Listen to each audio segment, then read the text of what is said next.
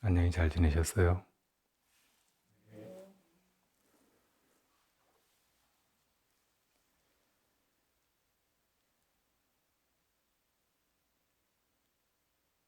요즘같이 모든 것이 불안정하고 그 어떤 것도 믿을 수가 없는 그런 때가 또 있었을까 싶습니다. 그런 시간입니다.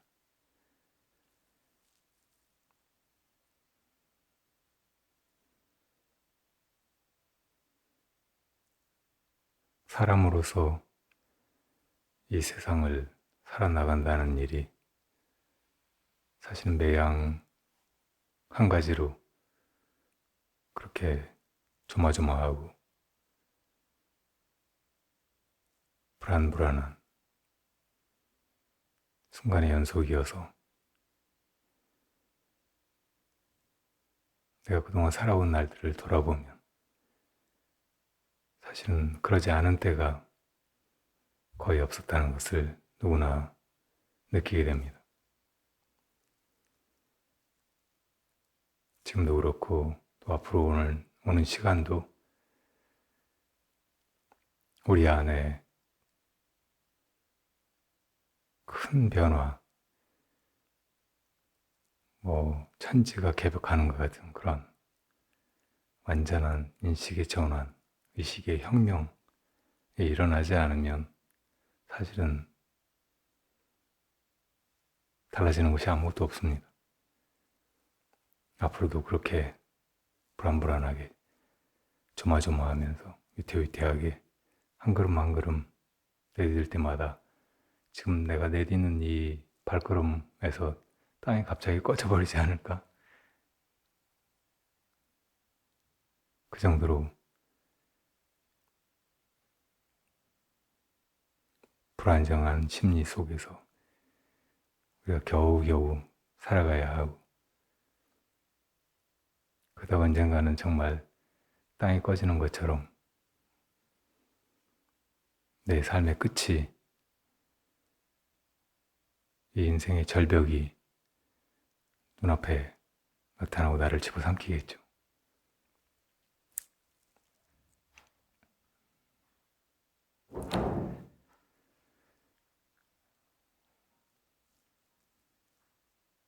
우리는 뭘 믿고 살고 있을까요?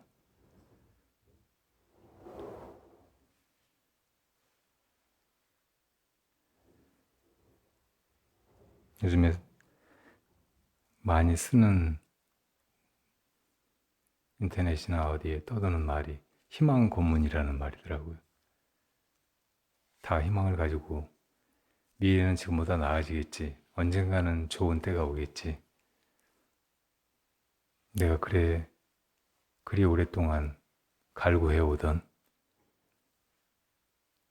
일체가 다 만족스럽고 보기 좋고 살만한 그런 때가 오겠지 하고 나아가지만 이게 사실은 우리를 속이고 있는 것이고 속으면서도 안 갈 수 없어서 마지못해 가는 그 시간이 고문처럼 견디기 힘들다는 표현인 것 같아요. 이솝우화의 노새 한 마리가 짐을 끌고 간 수레가 무거워서 잘 안 가려고 아무리 때려도 말을 안 듣고 하니까 꽤 많은 주인이 그 노새 앞에다 장대를 매달아가지고 그 장대 끝에 풀더미를 하나 매달아 놓으니까 노새가 몇 걸음만 가면 그걸 먹을 수 있을 것 같으니까 꾸역꾸역 간다는 이야기가 있잖아요. 희망이라는 그 풀더미가 우리를 앞에서 유혹하고 있지만 사실은 그건 아무리 힘들게 먼 길을 가서 그걸 언젠가는 먹을 수 있겠지 해도 결코 그럴 수 없는, 결국은 주인한테 불임을 당하고 속는 그런 짓에 불과할지 모르는 그런 인생들이라는 거예요.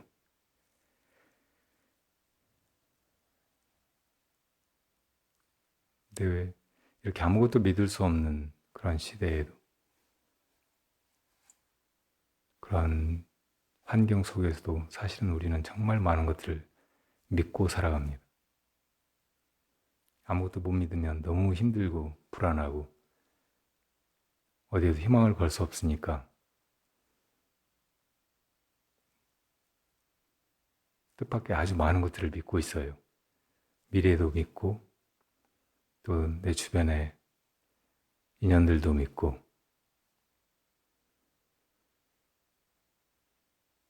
또 이 세상도 믿고 이 세상 살아가는 사람들의 최소한의 선의도 믿고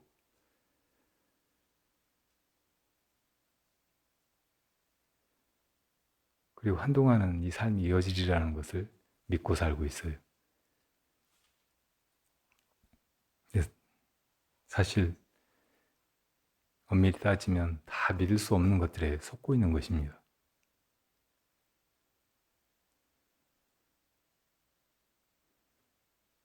세상이 어떻게 돌아가는지 그동안 뉴스 보면 대충 알 수 있으리라고 생각하고 TV도 켜고 인터넷 뉴스도 찾아보고 해왔지만 정말 점점 믿기가 힘들어지잖아요. 웬 가짜 뉴스는 그렇게 많고 도대체 그동안 믿었던 정치인들이나 중요한 인사들이 왜 그렇게 행동하고 그런 짓들을 하는지 점점 배신감만 커져가고 아무것도 믿기가 힘들다 이런 생각들이 불쑥불쑥 들죠.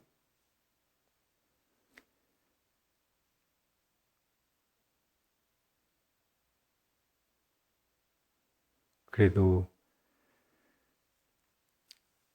사실은 우리가 서로를 믿는 만큼 그리고 지금과 미래를 믿는 만큼 우리가 안도하고 삶을 의미 있게 살아가고 지금의 온갖 부족함이나 모순, 불행도 조금씩 극복해 갈 수 있지 않나 하는 생각이 들어요. 지금 세계적으로 코로나가 걷잡을 수 없는 상황으로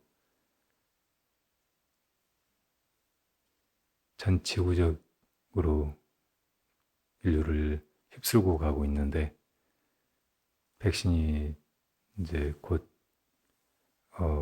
여기저기서 바이러스를 막아내지 않을까 기대하고 있지만 또 코로나가 많이 변이 되고 있고 나중에 또 다른 코로나와 같은 그런 바이러스나 박테리아 같은 게 나오지 않으리라는 기대를 하기가 어렵기도 하잖아요. 근데 지금 3차 팬데믹을 그래도 잘 막아내고 있는 게 우리 대한민국이에요. 유럽이나 서양에서도 그동안 선진국이라고 자부하고 경제적으로도 먼저 발전해 가면서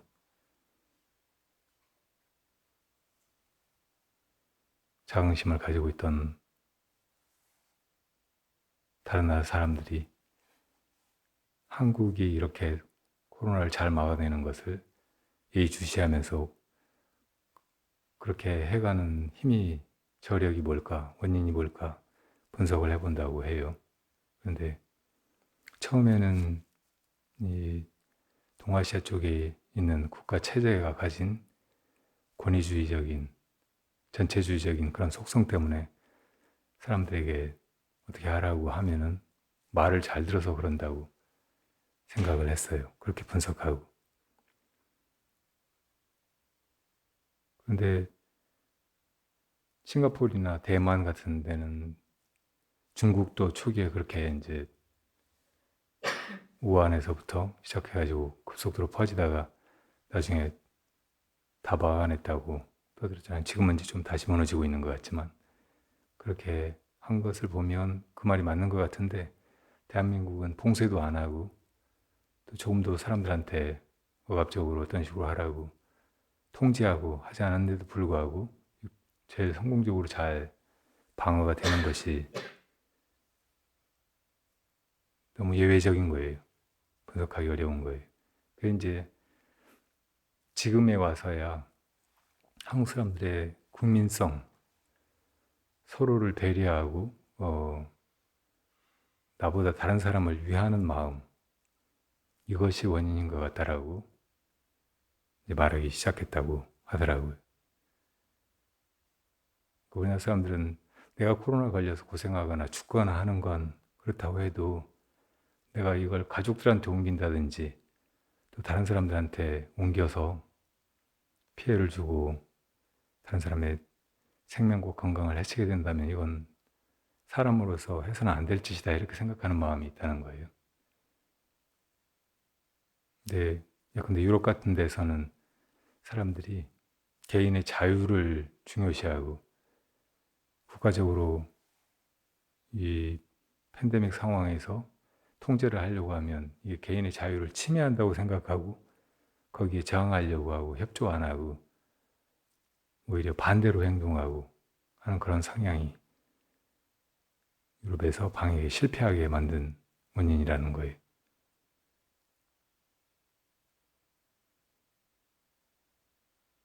결국 이런 혼란스러운 상황, 그게 이제 우리 마음 안에서 있는 것이든 아니면 실제로 세계 안에서 코로나나 이 문명적인 여러 가지 한계 때문에 사람들이 이 속에서 느끼는 스트레스나 불안 이런 것을 극복하는 길이 어디 있는가 그것을 잘 보여준다는 생각이 들어요.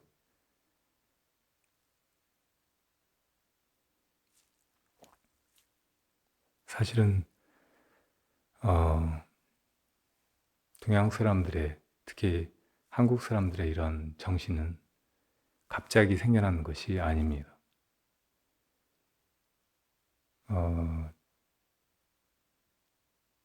그거를 어떤 가르침이나 개념에서 찾자면 단군의 홍익인간의 정신, 또 유교의 인의례지신, 불교의 자리이타의 정신, 이런 거라고 말할 수 있겠죠. 그렇지만 이게 하나의 구호나 국가의 통치 이념으로만 있었다고 하면 그다지 큰 힘을 발휘하지 못했을 텐데 우리 안에 피 속에 정신 그 깊은 언저리에 혹은 유전자 속에 이것이 있기 때문에 이런 위기 상황에서 마음이 그렇게 작동하게 해주고 있기 때문인 거예요. 바로 이것을 우리가 믿고 이것을 또 잘 실천해 가고 그렇게 해서 이 나라도 건지고 또 세계를 향해서 우리가 어떤 마음으로 살아가야 하는가, 어떻게 살아갈 때 좋은 나라가 이루어지고 좋은 세상이 되어가는가, 그래서 조금이라도 내 마음이 편안해지고 또 미래에는 다들 이보다 나아지겠지 하는 진실한 희망을 가질 수 있는가를 보여줘야 된다고 생각이 들어요.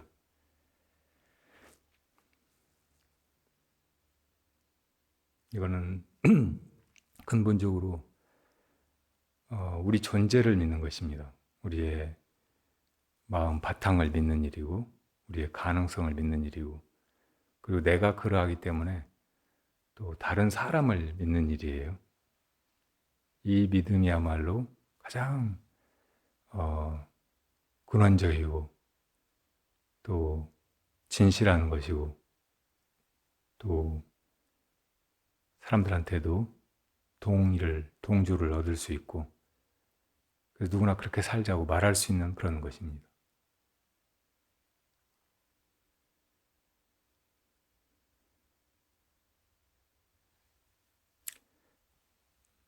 대표적으로 부처님의 가르침이야말로 바로 이 믿음을 이야기하고 있고 이 믿음에 입각해서 우리를 다 이 불안과 고통으로부터 건질 수 있다는 것이에요. 이 세상 모든 것은 다 불안한 것입니다. 그대로 있지 않은 것이고 무상한 것이고 변해가는 것이고 있다 없어져 버리는 것들이에요.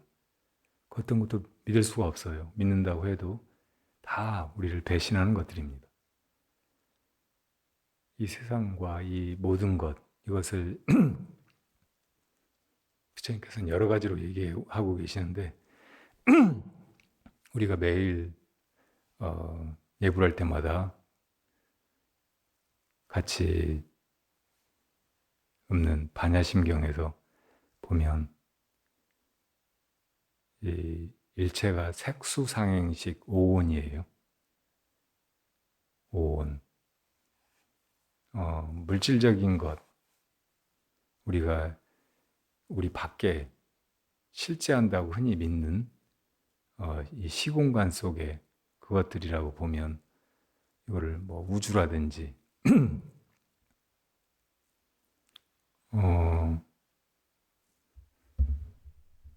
법계 뭐 이런 식으로도 말할 수 있겠죠. 그런데 이 일체를 오온으로 부처님께서 나누어서 설하신 것은 일체가 밖에 있는 것만이 아니고 우리 내면까지 포함하는 것이라는 것을 통찰하시고 그걸 들어보이신 거예요. 우리는 흔히 이 시공간은 원래 절대적으로 존재하는 것이고 이 속에 우리가 존재하고 있고 그러다가 또 언젠가는 내가 사라져버리고 내가 없겠지만 그럼에도 불구하고 이 세계는 영원히 그 후로도 쭉 있을 거라고 생각을 하고 살아요. 그러니까 본질적인 것이 이 세계고 우리는 이 속에 왔다 가는 도둑고 무상한 손님 같은 그런 존재라고 생각하고 그렇게 세상을 보고 그렇게 인생을 보고 살고 있다는 뜻이죠. 부처님은 우리 안을 가리켜 보이신 거예요. 그러니까 색수상행식 가운데 색만 이 외계에 존재한다고 여기는 것을 말하는 거고 수상행식은 우리 내면의 작용이고 우리 내면에 존재하는 것들이에요. 수는 밖에 있다고 생각되는 색성향 미촉법 이것을 감관을 통해서 인식하는 거잖아요. 받아들이는 거, 수. 그리고 상은 그것들을 따로따로 떼어서 개념 짓는 거. 아, 이건 사람이로구나. 저건 나무, 저건 산, 이런 식으로 분별하는 것을 말하는 거예요. 이건 나, 저건 다른 사람, 또 이건 공간, 뭐 이런 식으로. 그렇게 이제, 밖과 안의 것들이 드러나는데 우리는 그것을 보기만 하는 게 아니고, 수만 하는 게 아니고, 또 거기에 대해서 분별만 하는 게 아니고, 어떤 때는 그것을 변화시키고 움직이고 다루어요. 이것을 행위라고 하죠. 그리고 그 모든 것들이 다 우리가 어떤 의도를 가지고 하든 아니면 무의식 중에 하든 하는 그것을 가능케 하는 무엇인가 있어요. 그걸 식이라고 해요. 이걸 비유하자면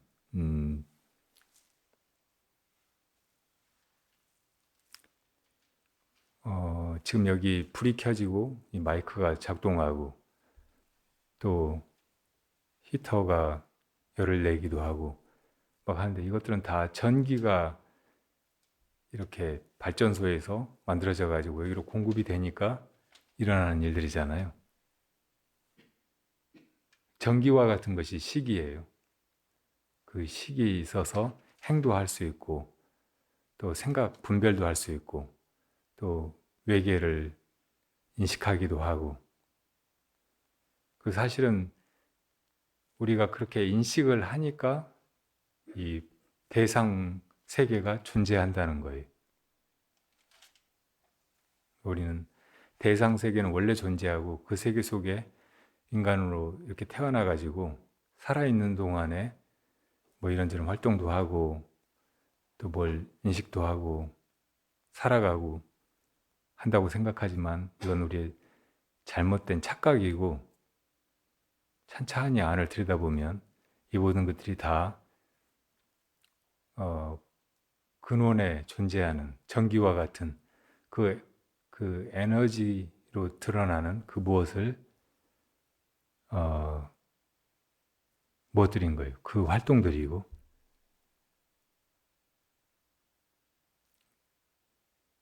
그러니까 이런 이치를 밝게 어, 알아차리고 바로 그와 같은 관점으로 세상을 보고 인생을 살아가고, 또 이 세상살이가 힘들고 또 무상하고 괴롭고 불안정하고 언젠가는 끝나버리는 거라면, 거기서 벗어나는 것이 우리의 바람이라면,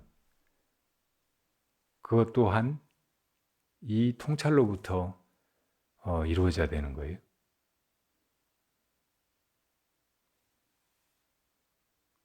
그리고 그거를 반야심경에서는 이 오온을 조견함으로써 일체의 괴로움을 넘어선다 이렇게 표현하고 있죠. 오늘은 이렇게 법회도 모여서 하지 못하고 비대면으로 조심하고 미루고 하다가 어쩌다 하게 되는 것이고, 앞으로도 언제 또 하게 될지 모르니까 제일 중요한 말씀을 먼저 드려야 되겠다는 생각에서 이 오온에 대한 바른 인식, 그리고 이 오온으로 일체가 이루어지고 또 움직여가고 한다는 것을 통찰함으로써 어떻게 우리와 이 세계의 구원에 이룰 수 있는가, 그걸 향해서 나아가는 그런 삶을 살 수 있는가 하는 주제로 말씀을 드리려고 해요. 얼마 전에 선방에 가서 수행하던 어떤 스님이 저한테, 지금 결제 중이긴 하지만 수행 도중에 이렇게 질문할 게 있다고 해서 문자로 뭘 물어와서 제가 대답해 준 게 있거든요. 그걸 토대로 해가지고 말씀을 드릴까 합니다.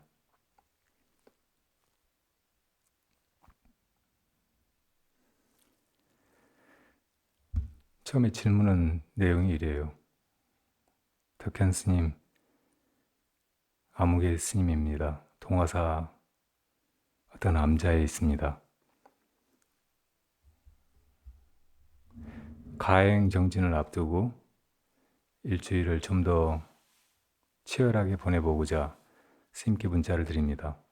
지난 여름처럼 지친 몸이 쉬 회복되지 않아서 단식을 하고 또 운동하고 휴식하고 해서 이번 겨울한거를 기점으로 온전히 이 일, 그러니까 저마다 다 자기와 또 모든 이웃들을, 중생을 다 건지는 이 일에 이제 착수한 셈입니다. 첫 일주일은 망상과 졸음이 정말 폭류처럼 쏟아졌고, 그것이 좀 잦아들고 나니 전 육식의 짓거림,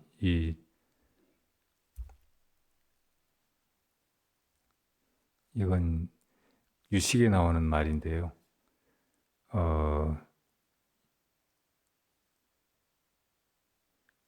안입이 설신, 이 눈으로 보고 귀로 듣고 코로 냄새 맡고 혀로 맛을 보고 몸으로 감촉하고, 이 오관이잖아요. 오관이 바깥 색성향 미촉을 보고 듣고 하는 거,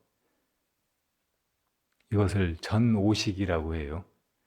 그리고 그거를 이것이다 저것이다 이름 짓고 분별하는 거, 이것을 육식의 작용이라고 합니다.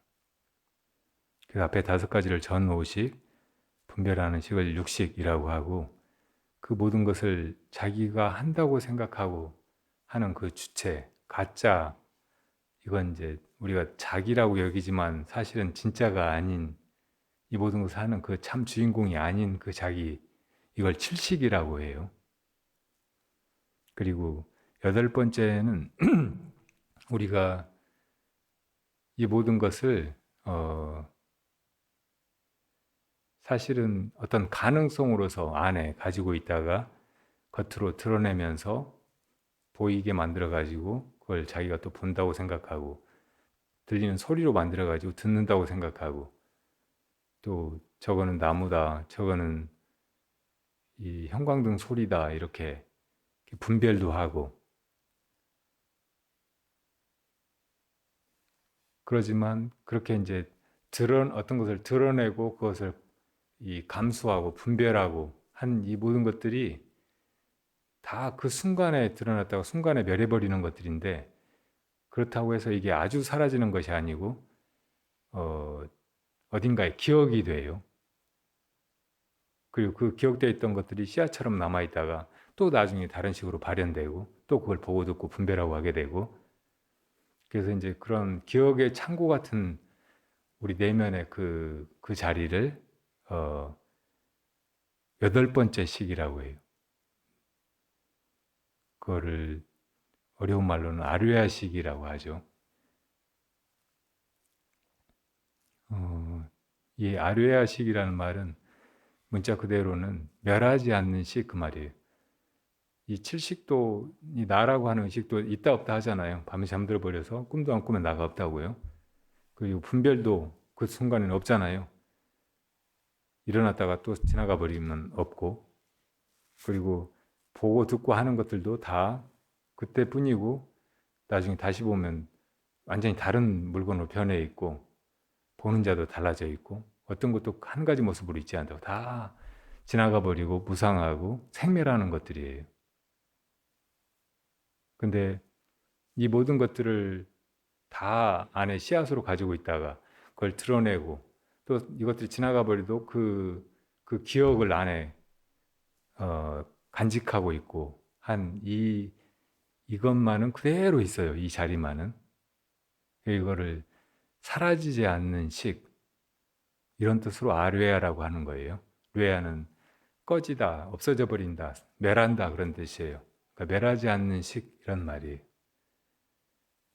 그러니까 이렇게 이제 우리가 세상을 있다고 생각하고, 그 속에 나도 있다고 생각하고, 이렇게 살아간다고 생각하고,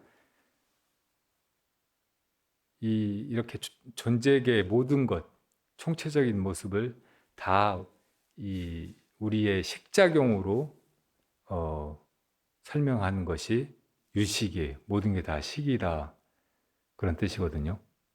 근데 이제 이 지금 질문을 읽다가 그건 설명이 필요한 것 같아서 말씀드린 거고요.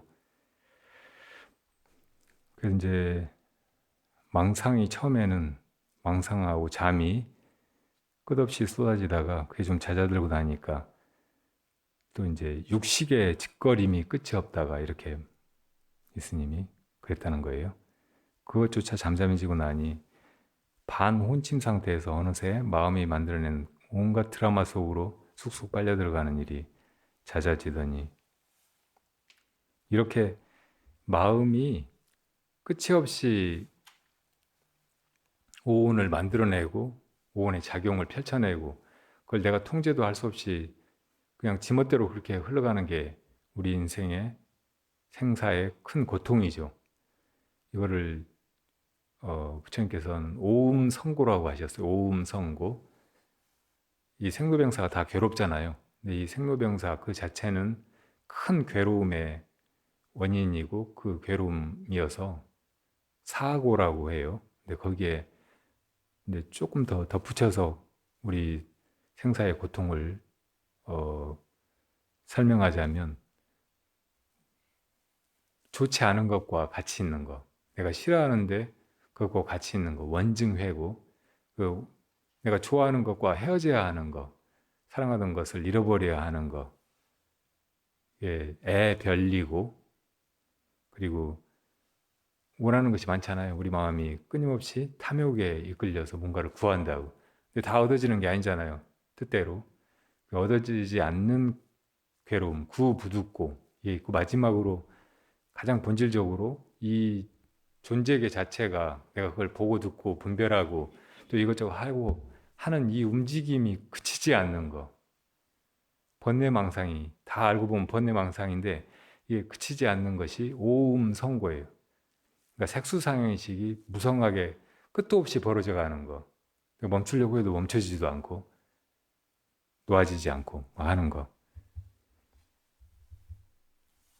그러니까 지금 이 스님이 이제 지금 이런 내면적인 그런 장애 속에서 이제 수행을 해보려고 애를 쓰고 있는 모습이에요. 지금은 그것도 좀 성그러졌지만 공부가 되고 있는 것 같기도 하고 어떤 때는 정말 어떻게 이렇게 공부가 되지 싶기도 하고 그런데 우연히 허운대사에 허운 스님 있잖아요. 우리 선종사의 오조 홍인대사가 유명하잖아요. 육조 스님이 오조 홍인 스님의 법을 이어서 육조가 되신 거고. 근데 오조 홍인대사가 후신으로 또 나타나셨다고 하는 분이 오조 법연선사예요. 오조 법연선사 제자가 원호국근이고 원호국근의 제자가 대종고선사죠. 근데 이 오조 법연선사의 후신이 또 명나라 때 감산 스님이라고 해요. 그 감산 스님의 또 후신이 허운대사라고 알려져 있어요. 근데 이분이 간략하게 참선의 기묘한 방법을 법문해 놓으신 참선요절이라는 책이 있어요. 그 책을 보다가 의심을 지어갈 때 화두에 대해서 의심하는 거 이게 이제 간화선이잖아요. 의심을 가볍게 땅 위로 물 흘러가듯이 그렇게 하라는 말씀이 마음에 들어왔는데 의식과 에너지가 비교적 선명할 때 미간이 뻐근해지고 에너지가 팽창하듯 집중이 될 때 그 눈앞에 현존하는 데에다가 이 뭔가, 이 누구인가 하는 의문을 내는데 옳게 하고 있는 것인지 잘 모르겠습니다. 허운대사는 화두가 자리 잡히기 전에는 누구 숫자 하나 한 글자를 놓치지 말고 들다가 온통 그것이 되었을 때 그 글자 나온 것을 보라고 하셨는데 혼침이 조금만 있어도 화두는 절망스럽게도 흔적도 없습니다. 이 허운대사가 이제 중국 그 청나라가 망하고 중국이 공산화될 때 대만으로 건너오셨던가 그랬어요. 근데 이제 청나라에 들어오면서 중국에서는 선종도 많이 약해져 가지고 중생들의 근기가 참선을 할 만큼 되지 않는다고 보시고 많은 큰 스님들이 연부를 가르치셨어요. 이제 대만으로 건너와서 이제 보니까 대부분 불자들이 연부를 하고 있고 하니까 허운대사가 그렇게 연부를 하다가 연부를 하는 이것이 뭐냐, 이것이 누구냐 하고 의심으로 돌이키라고 그렇게 이제 참선을 가르치셨거든요. 연불시수라는 공안을 들으라고 하신 거예요. 연부라는 이게 뭐냐, 뭐가 이렇게 연부를 하느냐 이렇게 하시라고 했는데 저는 이제 옛날에 보고 지금 기억이 잘 안 나는데 지금 이 질문한 스님이 얘기한 걸 보니까 아직 화두가 자리 잡히기 전에는 연부를 하면서 연부라는 이것이 누구냐, 연불시 수하고 이 숫자 한 글자를 놓치지 말고 여기에 집중해가지고 이게 끊어지지 않게 이제 해나가라는 말씀 같아요. 그렇게 해나가고 하다가 이제 그 글자가 끊어지지 않고 온통 그 글자밖에 없게 되었을 때 그 글자는 그럼 어디서 나왔느냐? 혹은 이 연불시수하고 이렇게 누구라고 하는 이놈은 누구냐? 이놈은 뭐냐? 이렇게 이제 물으라고 하신 것 같아요. 여러분들도 이제 화두를 들어보다가 그게 잘 안 된다고 생각하는 이유가 크게 보면 두 가지예요. 하나는 의심이 잘 안 난다. 두 번째는 이게 유지가 잘 안 된다. 한때 그냥 의심이 났다가 까맣게 그건 잊어버리고 이제 딴짓하고 있고 졸고 있고 그래 이제 이렇게 하면 안 되는데 싶어서 다시 이제 들어보는데 또 잠깐이고 의심이 이어지지가 않고 뭐 이런 문제거든요. 뭐 옛날 사람들도 그 비슷한 그런 장애 속에서 화두 지어가기 어렵다고 대부분 생각을 했을 거예요. 우리나라 선사 중에 태고 보우선사가 아주 간단하게 그런 장애를 겪지 않고 깊은 공부에 들어가는 법을 가르쳐 놓으신 법문이 있어요. 그건 이제 무자 화두를 가지고 가르치신 건데 처음에는 이 행주자와 어묵동정 간에 무조건 마음속으로 무 이것만 계속 반복하라는 거예요. 거기다 의심을 붙이려고도 할 것 없이 조스님이 계획에도 불성이 있습니까 없습니까? 그러니까 무하고 대답하셨잖아요. 이 무라고 하신 뜻을 꿰뚫어야 돼요. 조스님이 무슨 마음으로 무라고 하시는지를 깨달아 버려야 된단 말이에요. 도대체 무슨 마음으로 무라고 하시느냐 이렇게 물어보면 대부분 사람들은 막혀서 이제 의심이 가죠. 근데 이게 잠깐이고 무 하면서 의심을 들어보려고 하면 잘 안 돼요. 그러니까 공부가 이제 안 된다고 생각하고 그럼 어떻게 해야 되지? 이렇게 묻는단 말이에요. 근데 지금 보호스님 말씀은 무만 계속 하라고 그냥 처음에는 그렇게 해가지고 점도 오매 이것이 점점 이 무가 끊어지지 않아가지고 완전히 잠이 들어도 그 무 하는 그게 그대로 있을 때 그때 가서 의심을 거기다 실으라고 하신 거예요. 미리 그렇게 의심을 막 지으려고 하지 말고 그럼 잠깐밖에 안 돼. 물론 이제 그 의심이 한번 일어나가지고 끊어지지 않고 사흘 동안 유지가 된다. 그러면 깨닫지 못할 사람이 아무도 없다고 옛날 선지식들이 다 증명하시면서 얘기를 하셨거든요. 근데 이론은 그런데 그렇게 못해 다. 못하는 이유가 다 훈침과 산란 때문인 거예요. 번뇌망상이 끝없이 일어나가지고 무하려고 했는데 그걸 끊어먹어버려. 그리고 그거 끊어지는 순간 잠에 빠져가지고 망상이 없으면 잠에 빠져가지고 의심은 온데간데 없고 무하지도 못해. 근데 대부분 다 이제 무 해가지고 그 무라는 말이 중요한 게 아니고 왜 무라고 했는가 하는 이 의심이 중요한데 이 의심을 못 이어가니까 공부가 안 된다고 생각하잖아요. 그래서 이제 의심을 내 가지고 이 의심을 쭉 끌고 가려고 하면 너무 안 된다는 거예요. 최상근기가 아니면. 그러니까 그냥 처음에는 연불하듯이 말로만 이런 걸 송화들어 가지고 그냥 계속 뭐 그냥 연불하듯이 계속 무만 해가라는 거예요. 이게 끊어지지 않게 되었을 때, 심지어는 잠에 들어도 그게 그냥 그렇게 되어갈 때, 잠 자고 나도 이렇게 하다가 이제 어떤 상태가 되면은 무하다가 잠들었는데 그때 그 마음 그대로 깼어요. 아무 망상도 없고 꿈도 없고 그런 상태에서 깨자마자 무가 돼요. 그리고 잠잤다는 생각이 하나도 없어. 한 6시간을 자고 났는데도 무하다가 그냥 그 끊어진 자리에서 그냥 또 무가 계속 이어져가는 그런 느낌이 되는 거예요. 그때 가서 그 무에다가 이제 어째서 하는 이 의심을 붙이라는 거예요. 교수님 어째서 무라고 했을까? 그렇게 이제 해가면은 곧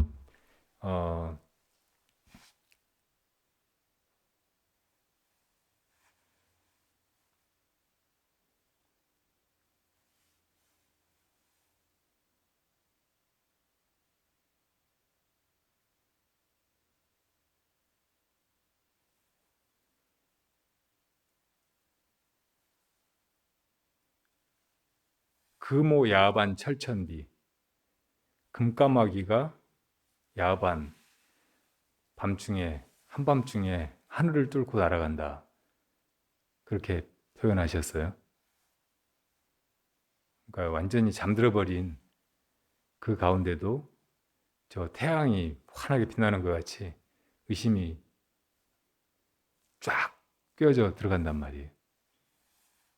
이렇게 이제 공부를 지어가면 마지막 경계, 이제 공부된다. 너무 좋다. 그리고 실제로 막 환희심이 일어나고 법열이 이렇게 충만하고 막 그럴 수 있어요. 근데 이게 장애라는 거예요. 이것만 거기에만 걸려들지 않으면 이제 화두가 완전 동아리에 든 쥐 잡듯이 그 길로 인연만 만나면 타파된다는 거예요. 이게 아주 기묘하고 적절한, 하도 진짜 안 된다고 생각하는 수많은 중하근기의 수행자들한테는 용인한 법문이라고 생각이 들어요.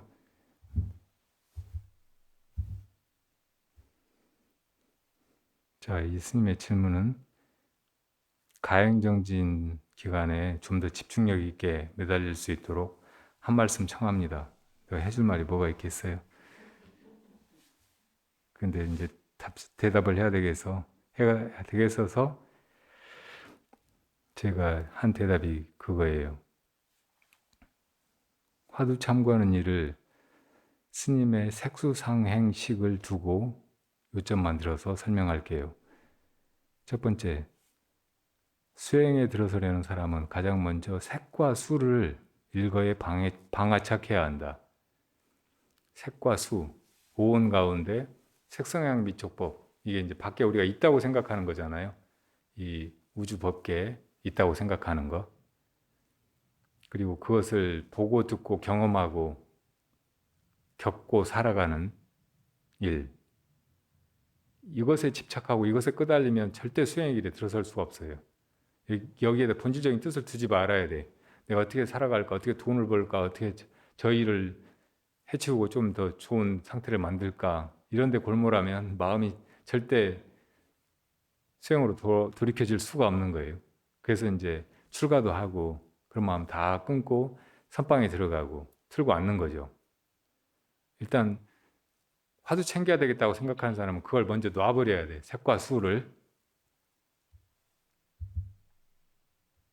이런 걸 경계에 끄달리지 않는다 이렇게 말하기도 하죠. 이걸 다 한 번에 정말 장부라면은 단박에 놔버려야 돼. 좀 밀어놓고 나중에 다시 해야지. 혹은 이거 해결해놓고 공부해야지 이렇게 생각하는 사람 공부 못해요. 그렇게 놔버려도 어디로 안 가요. 그 수행하다가 정말 이제 밝아진 마음으로 세상을 살아보면 뭐 세상 일 들춰서 해보면 훨씬 더 명쾌하게 덜 힘들이고 지혜롭게 잘 해나가게 돼요. 그러니까 걱정하지 말고 놔버려야 돼요. 이걸 놔버리게 하는 게 사실은 선지식이고 법에 대한 믿음이에요. 죽든 살든 심지어 불도의 길에서 얻어야 할 그 무엇을 필경에 내가 얻지 못하든 조금도 개의치 않는 장부의 마음이 되라. 이 몸뚱이와 외경을 온전히 인연에 맡겨서 따로 어떻게 할까 고심하지 말고 다만 일체 애착과 거스름이 없게 하라. 거기에 이제 애착하거나 혹은 뭐 내 마음에 안 드는 거, 불만스러운 거, 어떻게 좀 해야 될 것 같은 거 그런 걸 그런 거스르는 마음 이걸 갖지 말라는 말이에요. 그냥 다 좋든 싫든 다 놔버리는 거, 거기에 일체 관여하지 않는 거, 관심을 두지 않고 철회하는 거, 이것이 방아착이에요. 이게 먼저 돼야 된다는 말이에요. 색수를 그렇게 놔버리고 그 다음에 이제 상, 두 번째 거칠고 미세한 거친 망념을 추중망상이라고 하고 가늘고 미세해서 그 우리가 감지하지 못하는 거 아리아식 안에서 끊임없이 진동하는 그 망념은 미세망념이라고 해요. 이 두 가지 망념이 이제 일어나는 게 상이죠. 이 망상의 흐름 앞에 계련히 직면하여 바로 여기가 이제 공부 들어갈 자리예요. 색과 수를 놓아버렸으면 이제 상이 진동하는 게 보이거든요. 근데 이걸 피해가지고 어디로 가려고 하거나 이걸 그냥 제발 안 일어나기를 바라고 있으면 절대 공부가 안 돼요. 망상 없기를 바라고 있으면, 혹은 망상 없을 때 이제 비로소 공부할 수 있으리라고 그걸 막 잠재우려고만 하면 절대 공부를 못 한다는 말이에요. 거기가 공부할 자리인데 왜 그 자리를 피해가지고 딴 데서 뭘 하려고 하냐고. 거기에 직면해야 돼요. 직면하여 본래 분별 망상이 업에 따라 일어나거나 일어나지 않거나 일체 개의치 말고, 이것도 거기 직면하기를 하지만 개의치 말아야 돼. 이게 일어난다고 성화를 하거나 안 일어나기를 바라거나 혹은 어디 끌려가거나 하는 순간 공부는 끊어져 버리는 거예요. 그럼 거기서 그 자리에서 뭘 해야 되느냐? 오직 화두의 의제를 거각하는 일이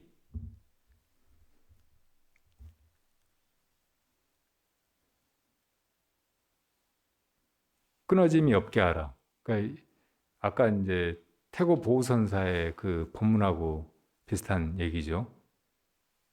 여기서 의제 챙기는 것에 먼저 역점을 두어 가지고 망상 일어나건 말건 놔두고 나는 그냥 이거 의제만 계속 일으킨다, 이런 마음으로 계속 이걸 놓치지 말고 해나가란 말이에요. 이것만 해나가도 잠이 없어요. 그걸 안 하니까 잠에 빠지고 하는 거지. 제가 가끔 이야기하는데 이 번뇌망상을 없애는 건 화두의 의심이에요. 근데 잠을 없애는 거는 화두의 의제라고. 무 하는 거. 이 뭐냐 하는 이 말 자체. 수, 연불시 수. 이 말 자체가 잠을 없앤다고. 그러니까 혼침과 망상을 다 뛰어넘어서 중도로 바르게 수행해 나가기 위해서 화두를 들어가지고 그 의제를 끊어지지 않게 거각을 하면서 또 의심을 이어가라는 거예요.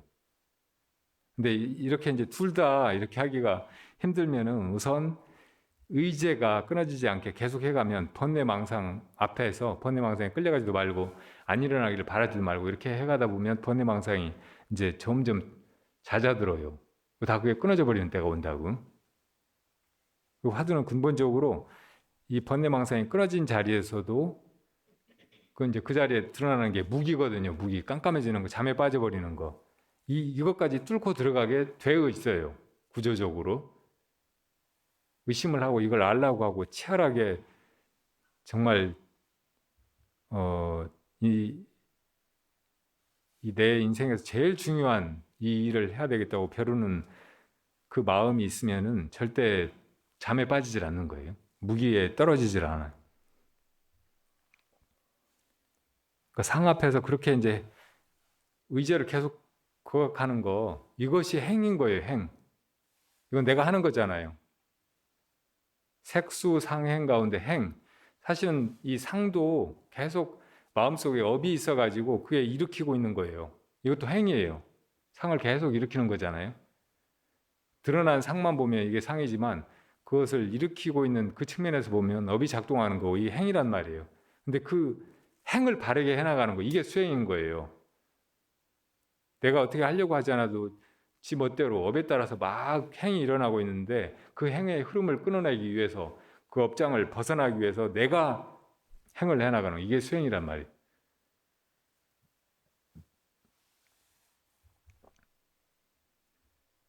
수행이라는 말도, 닦는다는 일도 행이라는 말이 붙잖아요. 행.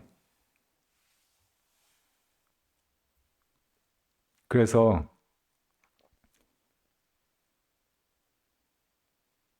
이제 마음이 업장의 흐름에서 점차 벗어나서 수행 삼아 하는 나의 전이라는 노력, 이것이 내 행이죠. 행.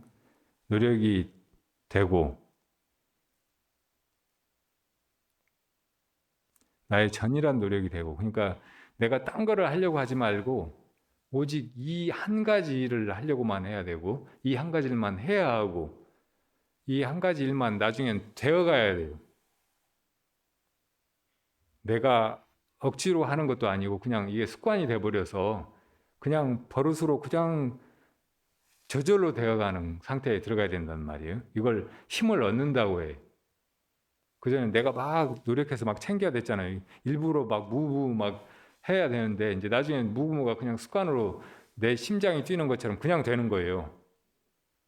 이렇게 되었을 때 이제 업이 멋대로 아무 생각이나 일으키고 나를 막 뭘 끌고 와서 막 뭘 하게 만들고 하는 것이 없어져 버리는 거예요. 업장에서 노연하는 거예요. 이건 내가 힘을 얻은 거예요. 업으로 작동하던 그 힘을 내가 거머쥐어 가지고 이제 내가 의도하던 대로 화두만 할 수 있게 되는 거라고. 이게 이제 진짜 공부가 되는 거예요. 자기가 하는 게 아니고 되어가는 것이라고. 나중에 행이 필요 없어져 버려. 그냥 그렇게 되니까. 이게 행을 넘어서는 길이에요. 자, 이제 마지막으로 식.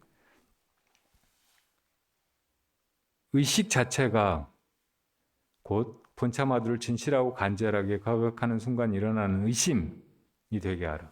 의식이 의심이 돼버리게 하라는 말이에요. 지금 이 순간에도 우리 식이 작동하고 있잖아요. 식이 쭉 흘러가고 있잖아요. 전기가 들어와서 저 불이 켜져 있듯이 계속 전기는 저 전선이 있으니까 거기 통하고 있잖아요. 이렇게 우리가 아침에 잠에서 딱 깨는 순간부터 의식이 딱 깨나잖아요. 이게 순간적으로 깨나요. 잠에서 천천히 깨는 사람 아무도 없다고. 잠을 자고 있거나 깨거나 둘 중에 하나야. 물론 몸을 일으켜가지고 이것저것 활동하고 하는 건 뒤늦게 하더라도 자다가 깨는 순간 찰나잖아요. 그냥 스위치가 바뀌듯이 깜깜하다가 확 밝아진다고. 그렇게 이제 깨나가지고 하루 종일 잠들 때까지는 계속 그렇게 깨어 있는 거예요. 이건 본질적으로 지속성이 있어. 근데 이게 이 자체가 영원하지 않은 거. 그러니까 완전히 잠들어 버려도 그렇게 쭉 되지를 않고 깨어나는 순간부터 잠드는 순간까지만 되는 거잖아요. 낮에도 잠깐 조는 순간에 끊어져 버린다고. 근데 어떻든 수행을 해가지고 망상의 흐름이 끊어져 버리고 업에서 내가 벗어나서 내가 무무 막 일부러 하지 않아도 무무가 그 정도 되는 그런 상태에 오면 그때 이제 의심을 거기다 거각하면 그 의심이 의식처럼 깨어있는 동안 쭉 흘러가는 거예요. 그 의식이 가는 동안에 쭉 이게 꿰지면은 나중에는 잠들어 버려도 이게 그대로 깨지는 거예요. 그러니까 우리가 하는 노력은 깨어있는 동안만 하면 돼. 잠 안 자려고 하는 것도 할 필요 없이 그냥 내가 멀쩡하게 깨어있는 순간에 화두를 계속 들려고 하고 나중에 그렇게 들리면 거기다 의심을 걸어가지고 의심이 의식하고 일체가 돼버려요. 그렇게 되면 그게 잠이 들어도 그 잠을 그냥 뚫고 가버린단 말이에요. 하나도 끊어지지가 않아. 그게 무기까지 녹여버리는 거예요. 저 깜깜한 밤중에 해가 떠 있는 것 같이 금오야반 철천비가 된다는 말이에요.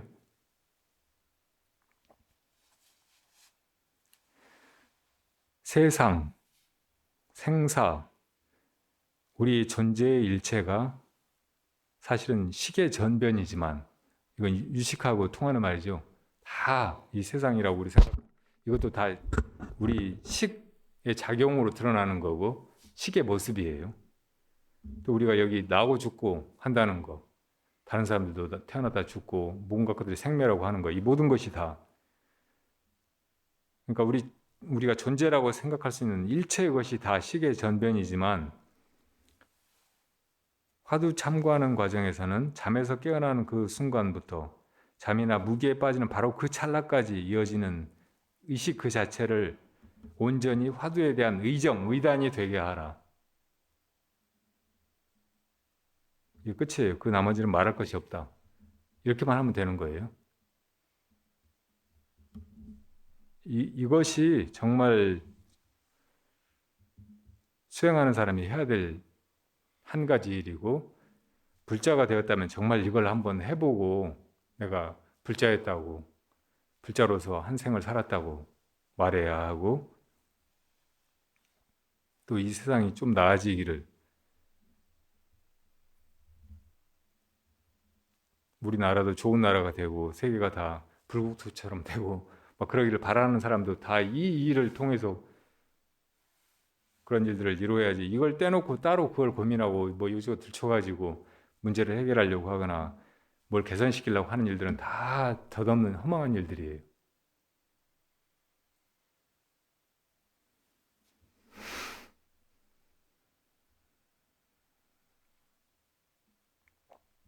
자, 그런데 또 이 스님이 다른 질문을 보내왔어요. 너무 얘기가 길어지나요? 그래도 아주 중요한 거니까 끝까지 하겠습니다. 잘 알겠습니다, 스님. 제가 화두하는 법을 구체적으로 한 선지식으로부터 받은 것이 아니라서 스스로 제대로 하고 있는지 확신이 들지 않는데요. 이 먹고 화두를 하는데 때로는 이 보는 것이 누구인가 해보기도 하고, 어떤 때는 처음 공부 시작할 때 성가기감의 첫 번째 구절로 의심을 잡아보기도 하고, 성가기감 앞에 이 이론상이 나오고 거의 개송이 붙어 있어요.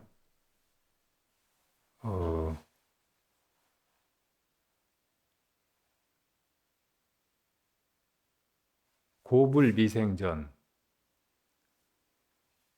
응연 일상원, 이 동그라미 하나가 옛 부처님이 나시기 이전부터, 우리 석가모니 부처님뿐만 아니고 수없이 많은 과거세의 부처님들 나시기 이전부터 얼어붙은 것처럼 응연이 이렇게 있다. 그 자리에 석가유미회, 석가모니 부처님도 이것을 알지 못했는데 가섭기능전, 어떻게 가섭에게 전한단 말인가, 전했단 말인가, 이런 개성이, 이거 정말 어마어마한 놀라운 그런 법문이, 무시무시한 법문. 이 중생들 다 쓸어 죽여버리는 석가모니 부처고, 뭐 법이 어떻게 전해오고 뭐 어쩌고저쩌고 하는 것까지 다 쓸어버리는 그런 질문이, 이건 이 하나의 이것은 아는 것이 아니에요. 우리가 뭘 안다면 그건 다 지식이거나 개념이거나 상으로 분별된 것이잖아요. 그런 게 아니에요. 그런 분별하고 생각하고 하는 것을 이 하나의 이것이 하긴 하지만 이것 자체는 그렇게 개념으로 잡을 수 있는 어떤 상이 아닌 거예요. 이걸 뭐 부처다, 불성이다, 마음이다, 도우다, 뭐 이렇게 말할 수 없어요. 이런 것은 다 말일 뿐이잖아요. 개념일 뿐이잖아요. 상일 뿐이잖아요. 근데 이 하나의 물건은 지금 하나의 물건이라고 말은 하고 동그라미로 그려 보이긴 했지만, 이건 이런 모양을 있는 것도 아니고 한 물건이라고 할 수 있는 것도 아니라고. 그렇다고 없는 게 아니에요. 우리는 보통 이제 뭐가 있어야 그게 거기에 대해서 뭐라고 말을 해볼 수가 있고 인식할 수가 있고 가치 부여를 할 수 있고 그걸 또 어떻게 해볼 수 있다고 생각을 하죠.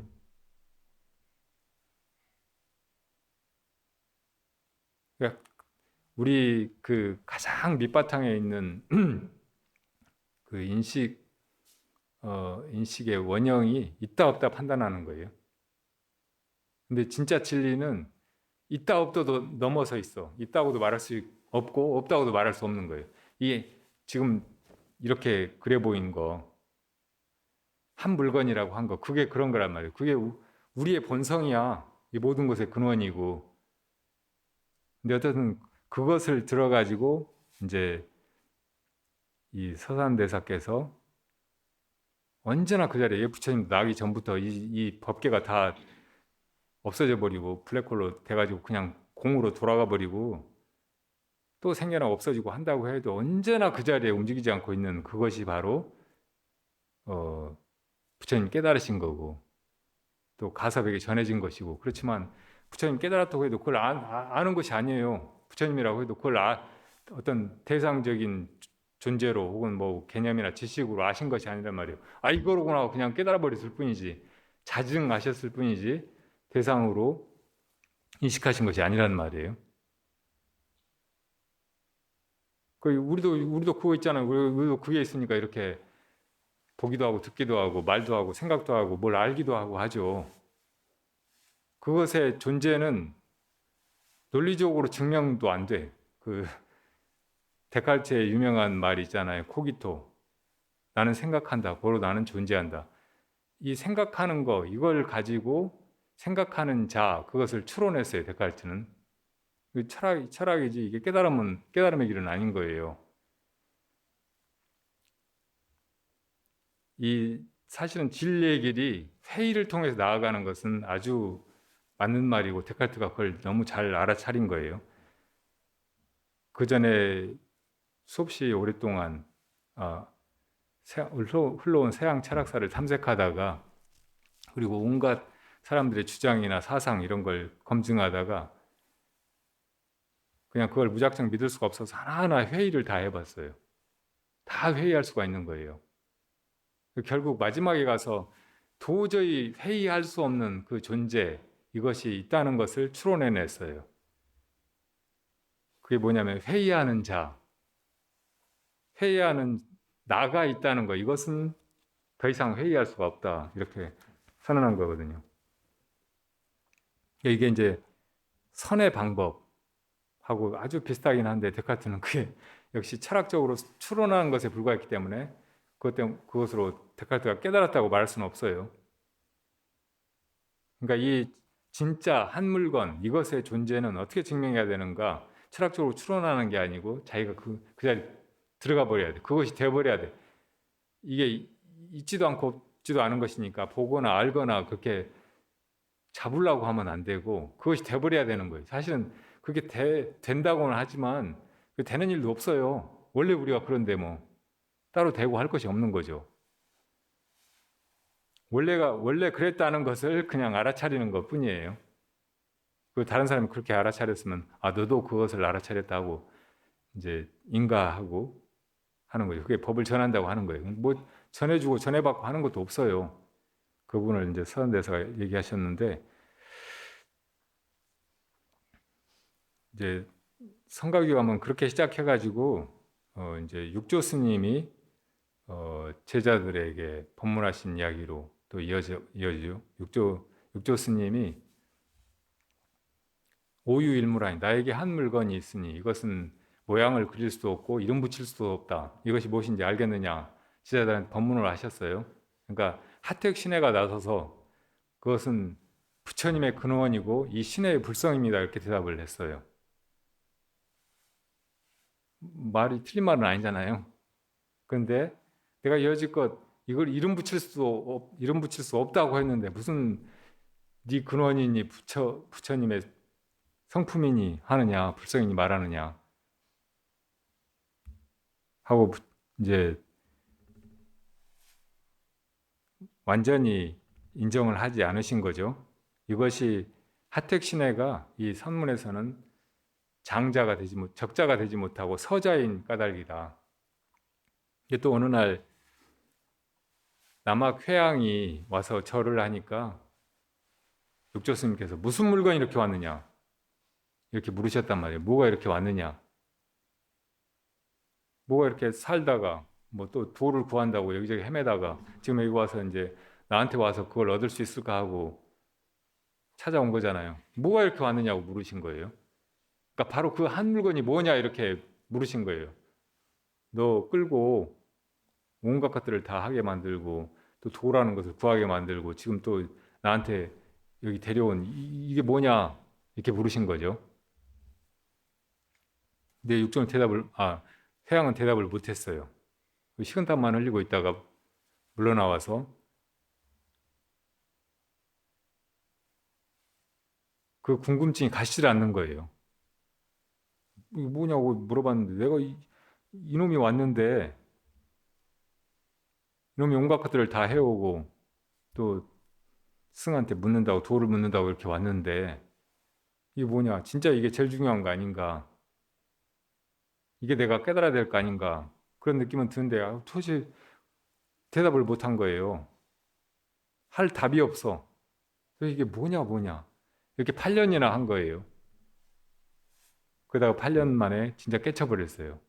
깨치고 와가지고 육조 스님한테 그건 한 물건이라고 해도 맞지 않습니다. 그래서 무슨 물건이 이렇게 왔느냐고 했는데 그럼 뭐 한 물건을 두고 이게 뭐냐 이렇게 물은 거잖아요. 근데 그건 한 물건이라고 해도 맞지 않는다 그 말이에요. 신의 근원이니 신의 불성이니 부처님의 근원이니 막 이런 온갖 것들을 말을 갖다 다 붙인다고 해도 바로 그것을 어, 그것의 존재를 증명해 보이는 말은 아니란 말이에요. 선문답은 그것의 존재를 증명해 보이는 대답이어야 되잖아요. 스승이 물었을 때 그게 뭐라고 말로 어쩌고저쩌고 하는 것은 다 바른 답이 될 수가 없다고, 다 두드러 맞고 쫓겨나고 하는 엉터리 대답. 존재의 증명이 돼야 된다고. 그것의 존재를 증명해 보여야 돼. 정말 얻었다면 그렇게 증명해 볼 수 있는 답을 할 수 있어야 되는 거죠. 그러니까 육조 스님께서 닦아서 증득하는 일이 있느냐, 그것을 닦아서 증득하는 일이 있느냐 하니까 그걸 깨달아버린 회양이 닦아서 증득하는 일이 없진 않지만 그렇게 이제 이게 뭐냐 하고 의심하다가 이제 정말 증득해버렸잖아요. 깨달았잖아요. 그렇지만 본래부터 원만이 갖춰져 있어서 점차로 이루어지는 것이 아닙니다. 원래 그런 것이란 말이에요. 원래 그런 것인데 깨치지 못했을 때는 그걸 뭐 어디 가서 찾아야 된다든지 닦아서 얻어야 된다든지 그렇게 생각을 하는 거죠. 실제로 이제 우리가 그것을 깨닫지 못하고서 그걸 찾아 헤매고 그걸 구하고 그게 뭘까 의심하고 이렇게 하는 과정이 없을 수는 없어요. 그게 닦는다고 하면 닦는 것이에요. 깨치고 하는 그 순간에 마침내 오는 것도 또 분명한 사실이에요. 그렇지만 깨닫고 보면 원래 그런 것이지 그제서야 비로소 생겨나고 어디 감춰져 있다가 드러나고 하는 것이 아니란 말이에요. 자, 이 기원을 통해서 이제 육조스님이 무슨 물건이 이렇게 왔느냐 이렇게 했던 질문을 가지고 이게 무슨 물건이냐 이게 뭐냐 하고 이목고 하는 그런 경우가 있어요.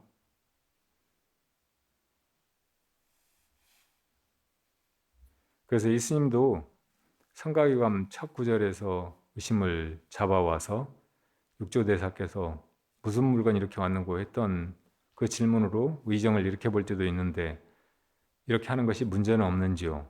화두 드는 법을 구체적으로 한번 짚어주시면 좋겠습니다.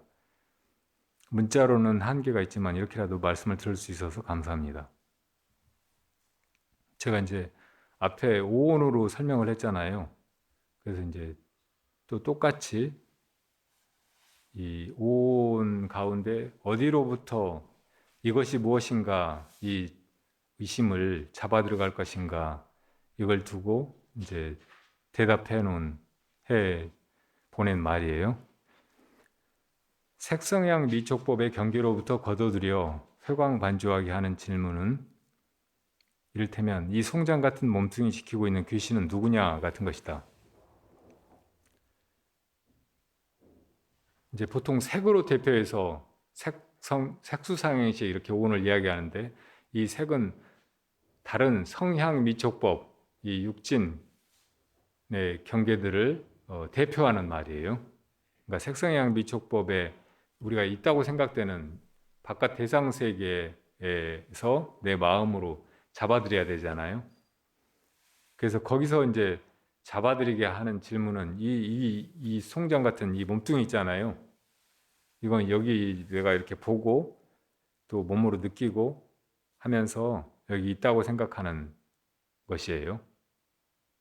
그런데 지금 이것이 정말 나라고 착각하고 있는데 사실은 이것이 지 맘대로 움직이는 게 아니고 이것을 끌고 다니는 놈이 있잖아요. 이것을 나다라고 여기는 그 주인이 있어요. 이것을 옛날 선사는 수시귀라고 표현했어요. 시체를 지키는 귀신, 수시귀. 이 몸뚱이는 죽었으나 살았으나 혹은 팔이 하나 떨어져 가서 병신이 됐거나 온전하거나 언제나 사실은 송장 같은 것이에요. 지 마음대로 뭘 하지는 못한다고. 거기 뭐가 붙어가지고 움직이기도 하고 숨도 쉬고 음식도 먹고 그렇게 한동안 살아있는 것처럼 보이는 거예요. 그러니까 그 가짜 주인 말고 이 몸뚱이 끌고 다니는 진짜 주인 이게 뭐냐 이렇게 묻는 질문이 이 색의 경계로부터 이제 근원에 이거 끌고 다니는 근원 이것을 돌이켜 가지고 참고하게 만드는 화두라는 말이에요. 그 다음에 이 수로부터 이 그 마음의 그 근원 우리가 깨달아야 될 증득해야 할 그 자리로 거둬들이는 질문은 보는 자가 누구냐? 뭐가 이렇게 보느냐? 또 무슨 소리 들을 때는 무엇이 저 소리를 듣느냐? 이렇게 묻는 거예요. 보조국사께서 어떤 제자가 왔을 때 이렇게 문답하는 게 있어요. 스님께서는 제가 깨달음으로 바로 들어가게 직시해 주십시오. 그러니까 너 저 까치 소리랑 풍경 소리를 듣느냐? 예, 듣습니다. 듣는 그 성품을 돌이켜 들어봐라. 그러니까 계속 이제 소리에 팔려가지고 그냥 땡그랑땡그랑 하는 소리에 우리가 끄달리잖아요. 근데 그것을 듣고 있는 그것을 들어봐라. 거기에도 어지러움과 미혹이 있느냐 한다고요. 그러니까 그건 참으로 공적하고 밝아서 아무런 그런 어지러움이나 어두운 것이 없습니다. 바로 그것이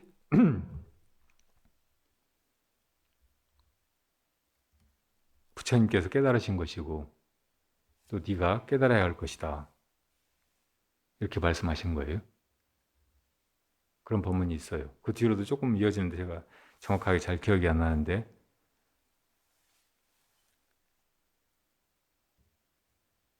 이렇게 들어가는 것은 되게 쉽고 일반적이에요. 그리고 우리 일상에서 어느 순간이든지 돌이켜서 그렇게 적용할 수 있는 것이에요. 우리가 보면 항상 뭘 보거나 듣거나 하고 있잖아요.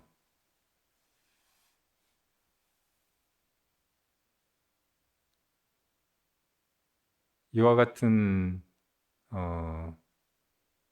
참구는 말하자면 능엄경에 망라된 원통을 이루게 하는 화두다. 원통. 능엄경에 6가지 원통이 나오잖아요. 안근 원통부터 의근 원통까지. 그러니까 뭔가를 볼 때는 이 보는 대상이 있으면 항상 그것을 보는 자가 있어요. 이 보는 그것이 안근이에요. 이게 눈을 이야기하는 게 아니고 눈을 통해서 보고 있는 그것. 심지어는 이제 장님도 아무것도 안 보여도 깜깜한 이거 아무것도 형상이 안 드러나는 그건 보거든요. 그걸 보는 그것이 안근인 거예요. 그러니까 안근은 멸하지 않고 장님이 된다고 해도 없는 것이 아니에요. 어떻든 보이는 대상이 있으면 동시적으로 이 보는 그것이 드러난다고. 그리고 아무것도 안 볼 때도 보는 그것은 멸하지 않는 거예요. 어쨌든 그렇게 해서 이제 이 밖으로만 팔리던 마음을 안으로 거둬가지고 그 근원을 깨닫게 하는 거예요. 이것이 원통이에요. 이게 안근원통부터 의근원통까지 안이비설신이에 다 가능한 거예요. 이근원통을 하신 각자는 관세음 보살님이에요. 아까 보조 스님과 제자의 문답에서도 바로 이것이 관세음 보살님이 도에 들어가신 문이다 이렇게 말씀하시거든요. 이근원통이 저 까치 소리 듣고 있는 이게 뭐냐 이렇게 물음으로써 이것의 존재를 깨닫게 하는 거죠. 이건 소리가 아니니까 들을 수가 없어요. 소리 듣는 그 자는. 그리고 이거는 여기 있구나 하고 어디 장소를 잡아가지고 확인할 수가 없는 거예요. 어디에도 그건 속하는 것이 아니에요. 그렇지만 그게 없다고 말할 수 없는 것이요. 그야말로 이제 그 있지도 않고 없지도 않은 그 중도의 자리에 존재란 말이에요. 이렇게 다른 근으로도 깨달음에 들어갈 수 있는데 이런 걸 능엄경에서 설하고 계시죠. 그러니까 등엄경은 수에서 잡아들여서 그 수를 하는 그 이것을 깨닫게 하는 거예요. 그 다음 상의 경계로부터 들어가는 질문은 무엇이 이 생각, 이 망상, 이 분별을 하느냐. 항상 우리가 보면 마음속에 이런저런 생각이 끊임없이 흘러가잖아요. 깨어있는 동안은. 근데 어떤 때는 없기도 하고 또 어떤 때는 이렇게 생각, 이 생각, 저 생각으로 이렇게 건너뛰어 가도 그 중간에는 비어있는 데가 있어요. 징검다리 건너가듯이 이 생각, 저 생각 막 나는데 중간에는 그 길이 이어져 있는 게 아니고 징검다리처럼 끊어져 있잖아요. 근데 어떻든 대부분의 중생들은 생각하려고 하지 않아도 끊임없이 그런 생각이 업에 따라 일어나기 때문에 그 생각을 돌이켜가지고 이 생각을 무엇이 하느냐, 이 생각을 무엇이 보고 있느냐, 이렇게 이제 화두를 들 수 있단 말이에요. 혹은 생각이 일어나기 전이 뭐냐, 한 생각 이전이 뭐냐. 뭐 예를 들어 나라는 생각이 있다면 이 나라는 생각을 무엇이 했느냐, 내가 나이기 전에 무엇이었느냐, 내 본래 면목이 뭐냐, 이렇게 이제 물을 수 있는 거예요. 이것도 이제 유식으로 말하면 나라는 생각은 칠식이지만 이것도 분별은 분별이고 육식하고 아주 무관한 것은 아니니까 하나의 상이죠. 상이에요. 그러니까 그렇게 이제 돌아가는 게 상으로부터 그 근원으로 돌이켜 들어가는 질문이라는 거죠. 그 다음 행, 우리가 끊임없이 이것저것 하고 있잖아요. 업에 따라서 온갖 행들이 일어나고 있어요. 근데 어떤 것은 내가 한다고 생각하고 하고 어떤 거는 무의식 중에 그렇게 일어나잖아요. 그래서 내가 한다고 생각하는 것을 위라고 하고 그냥 하는 바도 없이 일어나는 걸 무위라고 한단 말이에요. 근데 이걸 다 넘어서야 돼. 내가 정말 마음을 깨달아 버리면 마음의 주인이 되고 마음의 주인이 된 사람은 하는 바가 없어요. 그렇다고 아무것도 안 하는 것도 아니에요. 다 한다고. 이게 위와 무위를 넘어섰다고 표현할 수 있는 거예요. 행으로부터 위, 무위를 넘어서게 하는 화두는 무슨 물건이 이렇게 왔느냐. 행주자와 어묵동정, 온갖 것들을 하는 그 주인은 무엇이냐. 뭐 이런 질문이라는 거예요. 항상 보면 우리가 뭘 하고 있거든요. 하다못해 잠을 자도 잠을 자고 있는 거잖아요. 잠잔다고 하는 그 행위를 하고 있는 것이라고도 말할 수 있다고. 그러니까 이렇게 하고 있는 이게 뭐냐. 이렇게 묻는다는 말이에요. 그러니까 이것이 아까 오온 이야기할 때 수행도 행이고 색수상행식 가운데 처음 들어가기 제일 적절한 자리, 단박에 들어가는 자리라고 말씀드렸잖아요. 그래서 이제 육조 스님이 찾아온 회양에게 무엇이 이렇게 왔느냐 이렇게 물으신 거예요. 왔느냐, 오는 건 동작이잖아요. 동작하는 자가 뭐냐? 우리가 계속 뭐 하면서 살고 있다고 생각하니까 죽는다고 해도 자기가 죽는다고 생각하잖아요. 자기가 죽잖아요. 그거 하는 게 죽는 놈이 뭐냐 이렇게 물을 수 있는 거예요.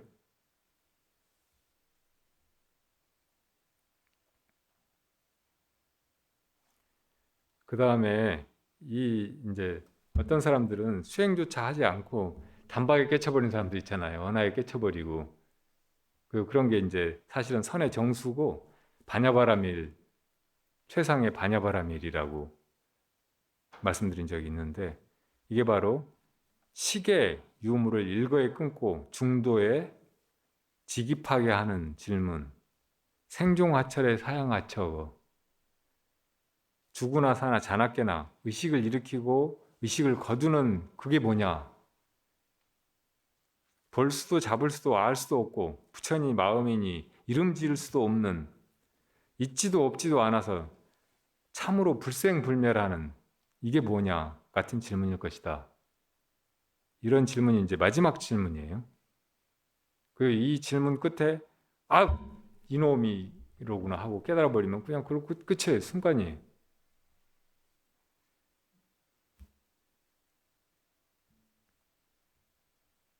무기가 와서 잠에 든다고 해도 이놈은 자는 게 아니고 잠자는 그놈으로 그대로 있는 거지.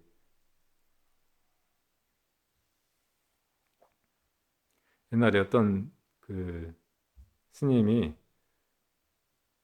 이 소소영령한 이것이 주인공이다. 이것이 내 불성이다. 이렇게 이제 믿고 있으니까 네가 잠들었을 때도 소소영령이 되느냐?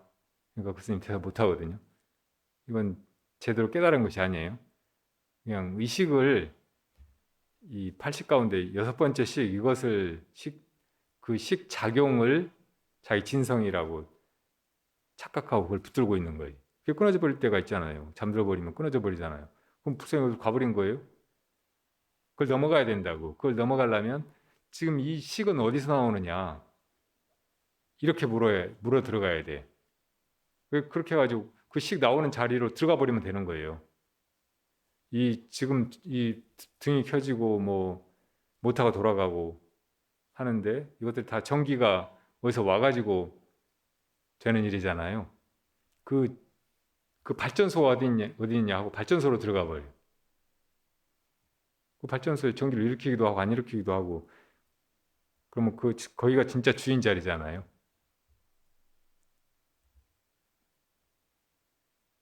이걸 빛으로 비유하면은 의식을 빛으로 비유하면은 우리가 지금 이 빛을 보고 빛 때문에 또 다른 것들도 다 보고 하는데 그러니까 이 빛이 본질이다 이렇게 하면 안 돼요. 이 빛도 없을 때가 있잖아요. 꺼져버릴 때가 있잖아요. 그러니까 광원을 찾아야 돼. 지금 여기 이 실내는 저 공중에 있는 등에서 빛이 나오고 있잖아요.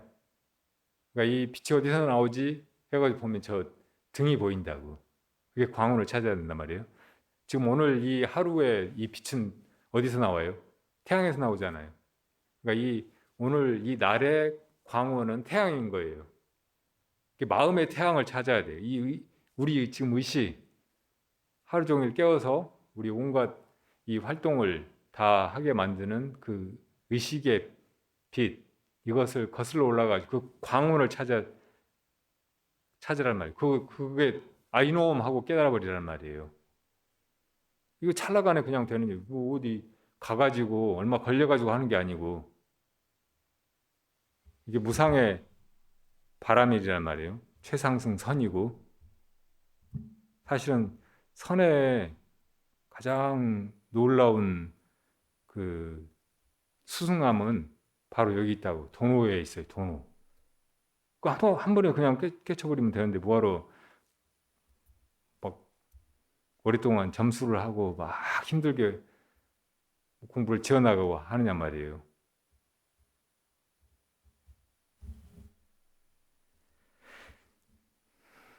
자, 이제 이렇게 색수상식을 들어서 그 근본의 마음자리로 들어가는 길을 나열한 다음에 제가 한 대답은 다 위에 열거한 모든 하드들이 하나같이 문 없는 문으로 들어가 있지도 없지도 않은 본래 자리에 들어가는 길 없는 길이 아닌가.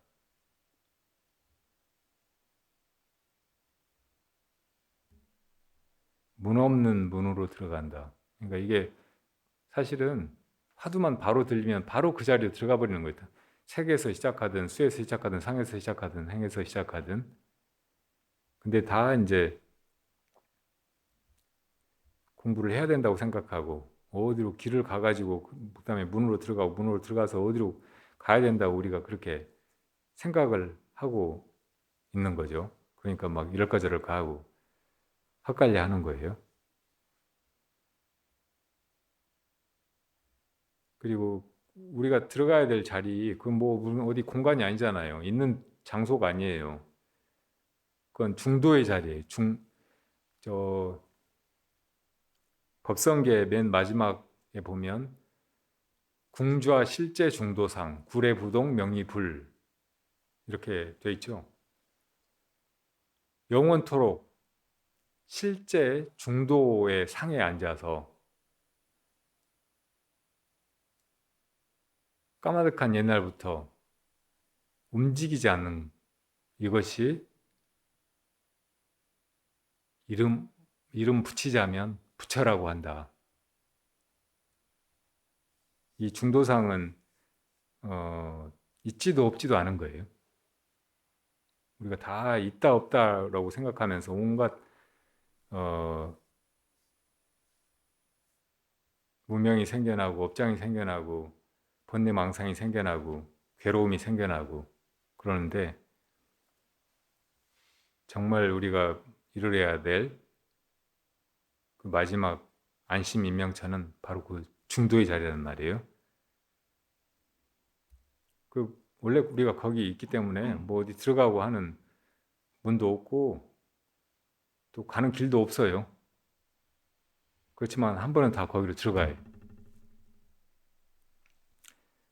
자, 이게 맞나 저게 맞나, 이 화두들까 저 화두들까 혼란스러워하기보다 자신에게 지금 화살처럼 날아와 꽂히는 그 질문을 끝까지 파고들어서 마치 무쇠소를 타고 앉아 될까 말까 생각하지 않고 죽어도 포기하지 않고 일념으로 어떻든 주둥이를 무쇠소 등짝에 꽂아보려고 천번 만번 길을 쓰다가 여기서 천번 만번 길을 쓴다는 말은 여기 꽂았다 저기 꽂았다 하면서 피를 빨아먹으려고 한다는 말이 아니다. 어딘들 꽂히는 데가 있겠는가? 무쇠소 어디가 꽂히겠어요? 다 안 꽂히는 데죠. 그러니까 어쨌든 지금 나한테 확 꽂히는 그 화두가 있으면 바로 그 자리로 그냥 뚫고 들어가려고 하라는 말이에요. 못 들어가. 안 꽂혀요. 그렇지만 물러서지 않고 길을 쓰고 난 이거밖에 없다. 내가 살 길은 이거밖에 없다.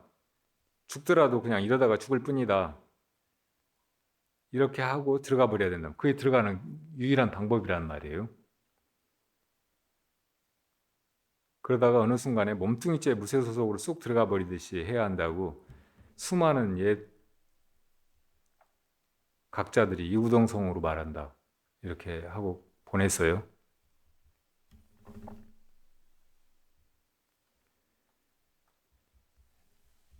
시간이 길어졌는데요. 이렇게 이 길을 놔두고 이 문을 놔두고 또 이 자리를 놔두고 우리가 세상을 살아가면서 이럴까 저럴까 하고 뭐 이럴 때 이래야 되는가 저래야 되는가 불안해하고 전전긍긍하고 하는 것들은 다 어리석은 일이고, 그 노력이 아무리 가상하고 그때는 그게 정의롭고 의미 있는 것 같아도 나중엔 다 후회스러워요. 헛수고했다는 생각이 들고, 그리고 그 자체가 행복하고 보람되지 않아요. 정말 이제 이 도문에 들어와 가지고 내가 해야 될 일을 바로 할 때는 그 속에 진정한 가치나 의미 그리고 보람, 행복이 바로 있거든요. 이게 바로 부처님 말씀하신 대로 처음도 중간도 끝도 좋은 길이에요. 유일하게 정말 정신이 든 장부라면, 사람다운 사람이라면 해볼 만한, 해야 되는 일인 거죠.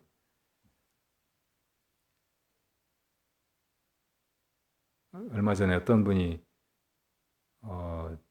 명진 TV라는 유튜브 방송이 있어서 명진 스님이 40몇 차례 이렇게 하신 말씀, 살아온 얘기랑 법문이 있다고 해서 제가 흥미롭게 다 들어봤거든요. 근데 그 가운데 우리 조계종단의 역사가 들어있고 많이 부끄럽기도 하고 불자들이 이런 걸 알면 오히려 신심이 떨어지고 불교도 부처님도 믿고 따르고 할 마음이 더 없어질 수 있을 텐데 걱정도 들더라고요. 근데 저희도 그런 같은 우리 조계종 역사를 살아왔고 가슴 아파했고 왜 이럴까 너무 큰 좌절감이나 낙담을 느끼기도 했고, 근데 그 명진 스님의 주위에 뜻이 같은 도반들하고 하고 종단을 개혁하기 위해서 정말 몸을 바쳐서 이렇게 노력을 해오신 것 같아요. 근데 세월 지나고 일이 풀려가는 걸 보니까 다 그놈이 그놈이고 다 또 자기들이 고치려고 했던 그 틀 속으로 들어가 버리고 저건 아니라고 생각했던 사람들 비슷하게 그렇게 살아가고 하는 걸 보고 이렇게 회의를 느끼시는 부분도 나오더라고요. 아까 인용한 보조 스님 시대에도 고려 말의 불교가 비슷했어요. 부처님 가르침이 어디 시대가 아무리 말세로 말법 시대로 흐른다고 없어지거나 달라지거나 하겠어요. 언제나 중생을 건지는 그 길을 가리켜 보이고 있는데도 중생들이 그 길을 가지 않고 다시 세속에 어휘동하고 세상 일을 하듯이 어디 저를 차지하려고 하고 또 분자를 차지하려고 하고 자기가 다 알아서 하려고 하고 하다 보면 세속의 정치나 다름없이 그렇게 돼버릴 수가 있어요. 세속의 돈벌이 생계 수단처럼 그렇게 돼버릴 수가 있어요. 그런 시대에 부조국사께서 마음 닦는 그런 길로 가자, 정의 쌍수하자 하고 결사를 일으키셨잖아요. 그 바람에 고려 말의 불교가 크게 일어나가지고 수많은 사람들을 깨닫게 하고 또 조선족 숭역불의 그 터널을 지나면서도 우리 불교가 살아남아가지고 지금 우리에게까지 전해지게 하신 거예요. 그래서 조계종에서 우리 조계종에서 보조국사를 중흥조로 여기거든요. 지금 이 시대도 고려말 못지않은 그런 혼란상인 듯 싶어요. 불교도 그렇지만 다른 종교도 더하면 더했지 진짜 심각한 타락상이 도처에서 드러나고 있죠. 코로나 전국에서 신천지 또 무슨 교회? 사랑제일교회. 지금은 뭐 BTJ 열방센터 막 이런 데서 어떻게 그렇게 나라 망하는 방향으로 대한민국을 끌고 가려고 하는지 사람들을 다 코로나 걸려서 죽자고 그렇게 하고 있는지 그러면서 또 그걸 믿는 사람들한테는 코로나 이거 다 음모 세력이 갖다 퍼뜨린 거다 만들어서 백신 맞지 말아야 된다. 백신 맞으면 다 노예가 돼가지고 요한계시록이 나온 대로 하나님한테 구원도 못 받고 다 지옥에 떨어진다고 하면서 멀쩡한 사람들을 끌어다가 막 비밀 집회하고 2,000명씩 모여가지고 다 휴대폰 끄고 모여서 또 흩어져가지고 검사도 안 받고 백신 국가에서 공짜로 다 접종한다고 해도 할 사람이 없어 보여요. 이런 게 다 이 길을 몰라서 이 자리를 몰라서 거기로 들어가는 방법이 있다는 것을 믿지 못해서 헤매는 모습이에요.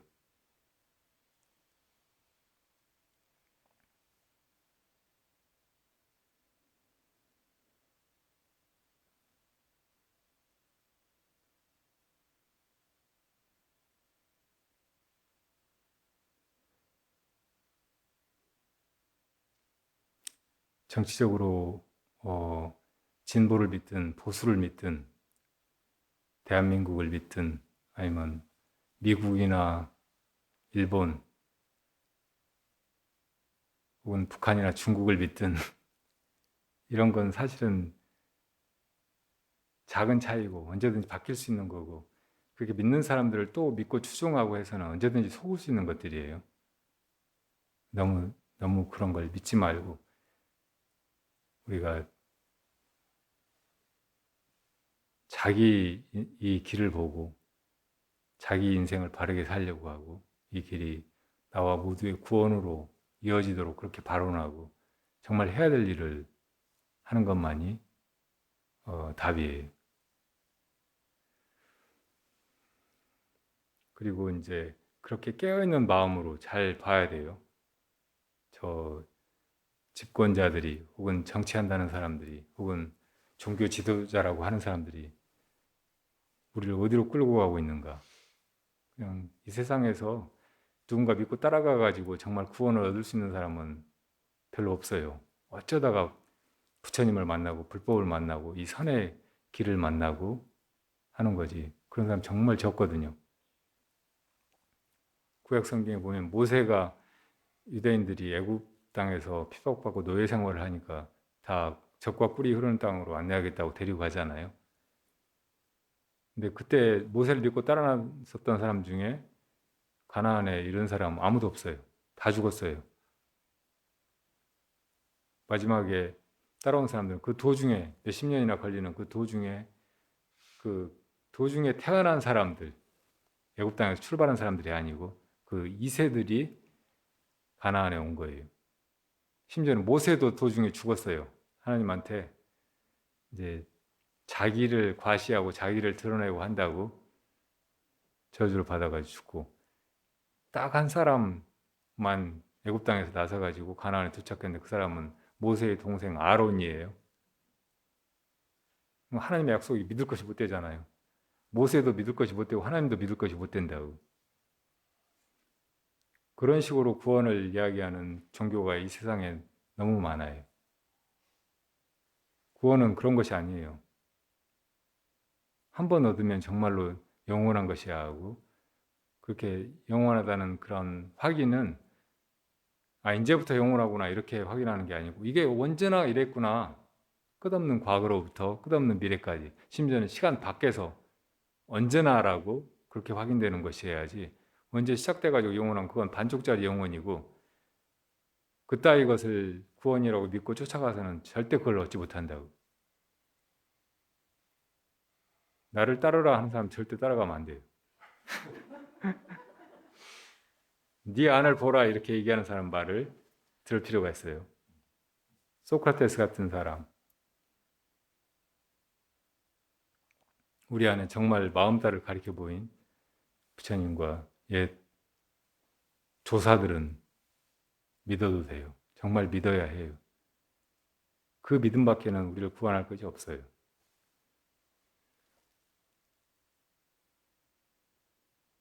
그냥 그렇게 믿는다고 해서 끝나는 게 아니고 믿음은 증으로 완성돼야 돼요. 깨달음으로 우리를 이끌어야 돼요. 다 달을 가리키는 손가락 같은 것이기 때문에 달을 보아야지, 내가 달이 되어야지 그냥 손가락만 보고 있으면 안 되는 거죠. 신신명의 첫 부분이 신심은 불이요 불이 신심이라 했는데 이 마음을 믿는다는 거 우리가 믿어야 될 건 뭐예요? 자기 마음이죠. 깨달아야 될 것도 그거고 그리고 그렇게 정말 그걸 믿는다는 건 불이어야 돼. 한번 믿었으면 이놈이로구나 하고 믿어버려야지 완전히 그렇게 돼버려야지 믿다가 말다가 또 잊어버리고 또 그걸 다시 챙겨야 되고 다시 아닌가 회의하고 이러는 건 믿는 것이 아닌 거예요. 두 가닥이 치면 안 돼. 한번 이놈 하고 그냥 그렇게 완전히 그걸 믿어버리면 그게 증인 거예요. 신이 곧 증이라고. 진짜 믿음은 그렇게 한 번 믿어서 다시는 의심하지 않는 것이라고. 불의가 신심인 거예요. 두 번 다시 하지 않는 것이 진짜 마음을 믿었다고 하는 것이라고.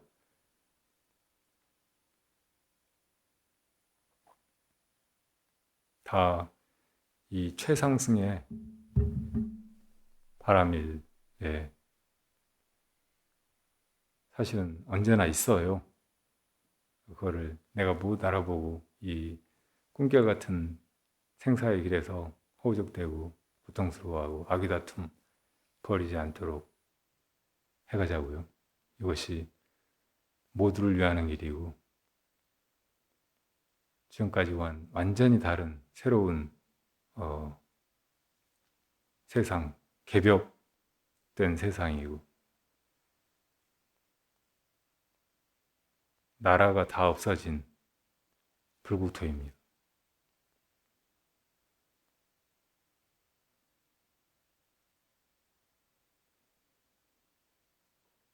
다음에 이제 할 말이 없을 것 같아서 그래도 마치겠습니다.